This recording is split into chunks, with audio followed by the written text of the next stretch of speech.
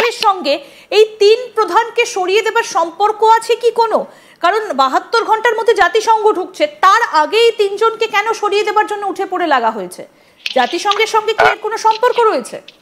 জাতিসংঘের পক্ষ থেকে প্রেসার দেওয়া হয়েছে যে ওয়াকারুজ্জামানকে আপনার ওইটা হচ্ছে আন্দোলনের বা আন্দোলন তো আমি বলছি না, সেটা হচ্ছে যে টোকাইদের হামলার সময় এই চোর ছ্যাচরদের হামলার সময় তখন ধমক দেওয়া হয়েছিল। বাট এই মুহূর্তে আমি এখনো মনে করছি না, আমার কাছে যে ইন্টেল আছে, আমি এখনো মনে করছি না যে জাতিসংঘের পক্ষ থেকে কোন ধরনের প্রেসার ক্রিয়েট করলেও সেটা সাস্টেইন হবে।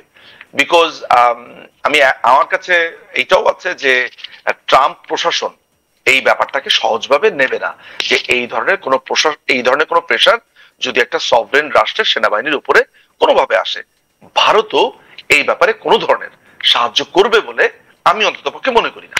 ফলে জাতিসংঘ মহাসচিবের এই ভ্রমণটা একটা অবৈধ টোকাই সরকারের সাথে তার ব্যক্তিগত জানাশোনার ভিত্তিতে আপনার সফর, এইটাতে আমার মনে হয় না সেনাবাহিনীতে কোনো প্রতিক্রিয়া তৈরি করতে পারবে। যদি করেও তাহলে এটা একটা বাজে দিকে যাবে, যেটা হতো 7 দিন পরে সেটা একদিনের ভেতরে হয়ে যাবে। কি হবে সেই একদিনের ভেতরে, কি হবে? আমার কাছে আমি মোটামুটি বুঝতে পারছি যে army is heading towards to take over the government.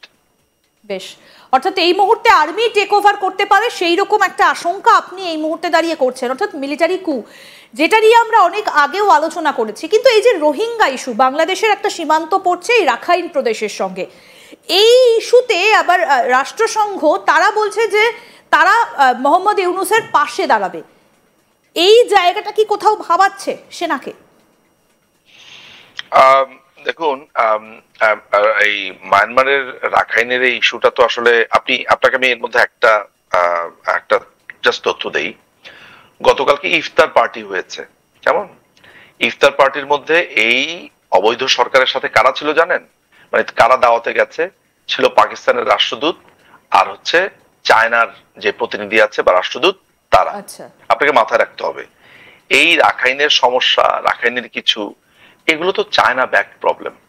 এবং এই আপনার অবৈধ যারা আছে এখানে ক্ষমতাতে, তারা কিন্তু এই সামরিক জান্তার সাথে আবার অন্যদিকে যারা বিদ্রোহী আছে মায়ানমারের, এদের সাথেও এক ধরনের সম্পর্ক রাখছে, অর্থাৎ ডুয়াল প্লে খেলছে। তো আমি মনে করি না যে এগুলো জাতিসংঘের যিনি প্রধান আছে তার অগোচরের কিছু। তবে এইটা একটা দেখার বিষয় যে চায়না কেন্দ্রিক এমন কোন ঘটনা, কারণ হচ্ছে যে চায়না রোহিঙ্গা ক্যাম্পে আপনার পাকিস্তানিরা আইএসআই কিন্তু সেখানে ট্রেনিং দিচ্ছে। ট্রেনিংটা কেন দিচ্ছে? ভারতকে অস্থিতিশীল করবার জন্য। এর আগে আমি আরো 2টা প্রোগ্রামে আপনাকে আমি বলেছি, এবং আপনি চাইলে আমি আপনাকে লাইভ লোকেশন বলতে লোকেশনটা আমি আপনাকে বলতে পারি যে কোথায় এই ক্যাম্পটা করা হয়েছে, এখন স্থানান্তরিত যদি না হয়ে থাকে। ফলে এগুলো কিন্তু দেখার বিষয় আছে। এইটা সেনাবাহিনীর জন্য কোনো ধরনের থ্রেট হবে বলে আমি মনে করি না। এটার কারণ কি জানেন? এর কারণ হচ্ছে জুনিয়র লেভেলে বা মিড লেভেলে ওয়াকারুজ্জামানের একটা আধিপত্য আছে। এর কারণ হলো যে ওয়াকারকে সেনাপ্রধান করবার পেছনে একটা বড় রিজন ছিল তার ট্র্যাক রেকর্ড। আমি এর আগেও কিন্তু এই প্রশংসাটুকু তার করেছি। যদিও সে আপনার ম্যানেজমেন্ট করতে পারেনি, ভীতু মনে করি, কাপুরুষ মনে করি, তারপরে 5ই অগস্টে যে সে যা করেছে ক্ষমার অযোগ্য অপরাধ সে করেছে, কিন্তু অ্যাজ এ একজন আর্মি পার্সন হিসেবে তার সততার একটা সুনাম আছে, তার ট্র্যাক রেকর্ডটা ভালো। ফলে সেই কারণে কিন্তু মাননীয় প্রধানমন্ত্রী তাকে সেনা প্রধান হিসেবে নিয়োগ দিয়েছিল, যেহেতু তার ট্র্যাক রেকর্ডটা ভালো। ফলে জুনিয়র লেভেলে তার যে শক্তিটা আছে, আমার ধারণা এটাই হচ্ছে তার বড় একটা শক্তির জায়গা। সংঘের একজনের প্রধানের সঙ্গে আমরা দেখেছিলাম যে একজন ওয়ান অফ দেম, তাদের সঙ্গে আবার মোহাম্মদ ইউনূসের দারুণ সম্পর্ক, সেই ছবিও আমরা দেখিয়েছিলাম। হ্যাঁ, আমার নিশ্চয়ই নামটা বলতে বাধা নেই। আমি যা বলছি, দেখুন, জাতিসংঘের অনেকগুলো শাখা আছে, তার মধ্যে একটি হচ্ছে হিউম্যান রাইটস শাখা, তাই তো? সেখানকার প্রধানের নাম হচ্ছে ভলকার টুর্ক। অস্ট্রিয়ার এক আইনজীবী তাকে এই পদে এনে বসিয়ে দিয়েছে। এই লোকটি আপনার নিজে স্বীকার করছে, সে বলছে যে বাংলাদেশের সেনাবাহিনীকে আমি ফোন দিয়ে তাদেরকে বলেছি বাংলাদেশ সরকারের সাথে তোমরা যদি কোনোভাবে ইনভলভড হও, তাহলে আমি জাতিসংঘের যে শান্তিরক্ষী মিশন, সেই মিশনে তোমাদের বন্ধ করে দিব তোমাদের ট্রুপ। আপনি একটু কল্পনা করেন তো, এই কথাটা ভারতকে বলেছে, কি হতো আজকের দিনে এখানে বসে? আমার তো মনে হয় ভলকার ট্রুপ তো চেঞ্জ হতোই, মানে কি যে হতো, তাকে জেলে যেতে হতো। আমি জানি না, কারণ বাংলাদেশে এই লোকটি টাকা খেয়েছে, ইউনুসের টাকা খেয়েছে, ডলার খেয়েছে, এবং এই লোকটি আবার ইউনাইটেড নেশনসের রিপোর্টও দিয়েছে। কেমন তাহলে ব্যাপারটা কি দাঁড়ালো? সেটা হচ্ছে যে যেই লোকটি রিপোর্ট নিজে লিখছে, যেই লোকটি ওভার দ্য আপনার কনভারসেশনে পরিষ্কার করে বলছে। এখন কথা হচ্ছে, আমার দেশের যদি একটা বিপদ হয়, তাহলে আমি সেনাবাহিনীকে ডাক দিতে পারবো না? এইটা মানে ন্যূনতম যদি সে এটা বলতো যে সেনাবাহিনী যাতে কোন ধরনের প্রাণঘাতী বা সহিংসতাতে লিপ্ত না হয়, তাহলেও আমি নিজেকে প্রবোধ দিতে পারতাম, এই ভেবে যে ঠিক আছে একটা স্পেসিফিক কথা বলেছে। সেইখানে পরিষ্কার ভাবে আমাদের কাছে সেই রেকর্ডিংটা আছে, সেই রেকর্ডিং এ বলছে যে কোনো ধরনের ইনভলভমেন্ট হবে না। কোনো ধরনের ইনভলভমেন্ট বলতে কি বোঝাচ্ছে? এখন গভর্নমেন্ট যদি বলে যে আমার রাষ্ট্রের সাধারণ নাগরিককে মেরে ফেলছে, সেনাবাহিনীকে আমার প্রয়োজন সেটা ঠেকানোর জন্য, সেটাও করতে পারবে না। এই কারণে সেনাবাহিনী যেটা করেছে, গণভবন ছেড়ে দিয়েছে, সেনাবাহিনী রাস্তা ছেড়ে দিয়েছে, এই মবের টাকাদের কাছে ছেড়ে দিয়েছে।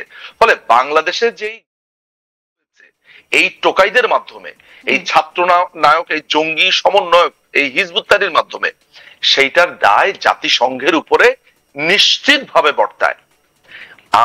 আমরা আমরা আমাদের যে আইনি দল আছে, আমাদের আইনি দল কিন্তু ইতিমধ্যে একটি লিগ্যাল নোটিশ ইস্যু করেছে। আমরা একটি চিঠি পাঠিয়ে দিয়েছি এই শুক্রবারে। কেমন? এইটা বলে পাঠিয়েছি যে তার কোন জুরিসডিকশন আছে, যেই জুরিসডিকশনে বাংলাদেশের হস্তক্ষেপ করতে পারে। এইটা কিন্তু ইন্দিরাজি, এইটা কিন্তু একটা প্রেসিডেন্ট হয়ে গেল। ভবিষ্যতে যদি ভারতের উপরে এই ধরনের, ভারতের সেনাবাহিনী প্রধানকে যদি এই কথা বলে, নেপালের সেনাবাহিনীর প্রধানকে এই কথা বলে, বা আমেরিকা, ইংল্যান্ড কাউকে বলে, একটা নজির তৈরি হবে, যে আমরা তো বাংলাদেশকেও বলেছি। তো এই নজিরটা কোনোভাবে বাংলাদেশের ক্ষেত্রে এটা তৈরি করতে দেওয়া যাবে না। Simple as that. ফলে আমার কাছে মনে হয় যে এই যে জাতিসংঘের প্রধান আসছে, সেও তার আশা, সে কি কোনো পদক্ষেপ নিয়েছে ভলকার ট্রুপের ব্যাপারে? যে তোমার কোন এখতিয়ার আছে? আর্টিকেল 100, আপনি যদি আর্টিকেল 100 দেখেন, এই আর্টিকেল 100 জাতিসংঘের এই নিয়ম অনুযায়ী সভরেন কোন রাষ্ট্রে সে কোনো হস্তক্ষেপই করতে পারবে না, কোন ধরনের ডিরেকশন দিতে পারবে না, কোন ধরনের ডিরেকশন সে নিতে পারবে না। তো অ্যান্টনিও সাহেব এইটার ব্যাপারে কি কোনো পদক্ষেপ নিয়েছেন? যে তুমি কোন জুরিসডিকশনে বাংলাদেশ সেনাবাহিনীকে তুমি ফোন দিয়েছিলে? বাংলাদেশ সেনাবাহিনী কোথায় নামবে, কোথায় নামবে না, সেই ব্যাপারে সিদ্ধান্ত নেবে বাংলাদেশ সরকার। তারা যদি কোনো ভুল ভ্রান্তি করে, সেটার জন্য ফোরাম আছে, সেটার জন্য বিচার প্রক্রিয়া আছে, আপনার প্রসিডিউর আছে, কমপ্লেন প্রসিডিউর আছে। তুমি কে ভাই? So ultimately end of the day এরাও হচ্ছে পার্ট অফ দিস। তা এরা পার্ট অফ দিস মানে হচ্ছে কি, বাইডেন প্রশাসনই এটার পার্ট ছিল। ফলে বাইডেন প্রশাসন থেকে নির্দেশ গেছে, ওরা জাস্ট ডেলিগেট করেছে নির্দেশটাকে।